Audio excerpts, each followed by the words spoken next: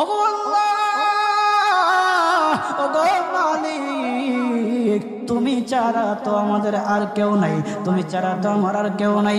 আল্লাহ গো, তুমি যদি মাফ না করো কে আমাকে মাফ করবে?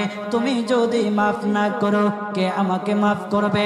তুমি যদি আমাকে মাফ করো তাহলে তোমার কোনো দিকে কমবে না, তুমি যদি আমাকে মাফ না করো তোমার কোনো দিকে বাড়বে না।